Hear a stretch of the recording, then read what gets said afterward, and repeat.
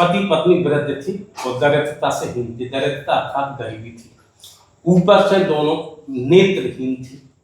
लेकिन हरि का इतना भजन किया जिससे भगवान नारायण प्रसन्न हो गए। तो भगवान बोले आके प्रसन्न भजन से वरदान मांगो।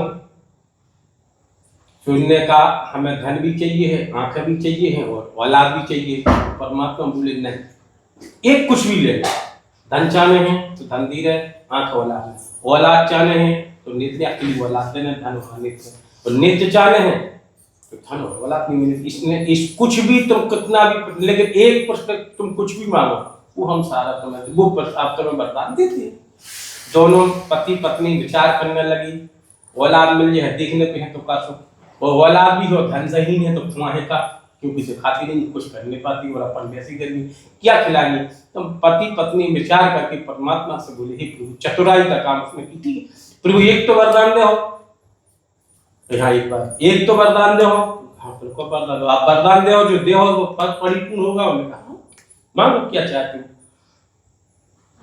तो माँ उस डुकरी ने बोली, ब्राह्मण माता बोली हे प्रभु, मैं अपने नाती को सोने के पल्ले में झूलता हुआ देखना चाहती हूँ। नाती को तो उसमें देखो धन भी होगा, नेत्र भी आ गया और पुत्र भी मिलेगा, संतान भी मिलेगा। नाती को पुत्र नहीं मांगा, मैं अपनी आंखों से नाती को सोने के पल्ला में झूला हुआ देखता। उन्होंने अपनी बुद्धिजीवी का प्रयोग किया, हरि का भजन, भगवान ने कहा धन भी प्राप्त होगा, औलाद भी मिल गई, दोनों को नेत्र भी मिल गए। ऐसे 1000 प्रश्न मत करो, परमात्मा भजन करते मांगते कुछ भी थे, एक प्रश्न करो। वो प्रश्न ऐसा करो जिससे हे प्रभु हम हमारा परिवार सुखी रहे, कृपा करो और हमारे घर जो गाय वो भूखा ना जाए। जब तुम्हें खावे मिल है, जब तक तुम दूसरे को खिलाते, जब तुम्हारे तक खावे नहीं है तो उसको क्या खिलाओगे।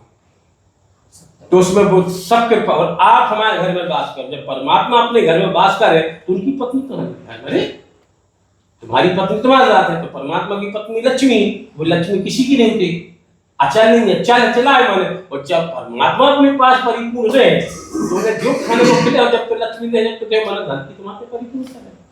तो आदमी हे प्रभु हम कर्जा में घर पैसा दे दे, पैसा मिलेगा, परमात्मा उनको दे दे कैसे। इसलिए नहीं, परमात्मा से यही कहो कि आप हमारे घर में वास करो। जब परमात्मा घर में वास करे तो संसार की समृद्धि आ जाएगी। मांगते कुछ हो, कहते कुछ हो, देखते कुछ हो, करते कुछ हो, वो कहती भगवान हमारी सुनेंगे। पर परमात्मा सुनते हैं, पर तुम्हें सुनाने की समृद्धि तो बहुत जी। हृदय से बोलते नहीं है, मुंह से बोलते हो, हृदय में कालापन कपट है, तो भी थोड़ी सुन। निर्मल मन माने अंदर का जो हृदय है, निर्मल ऊपर कहो कैसे नहीं सुनती। चलो तो जय श्री राम।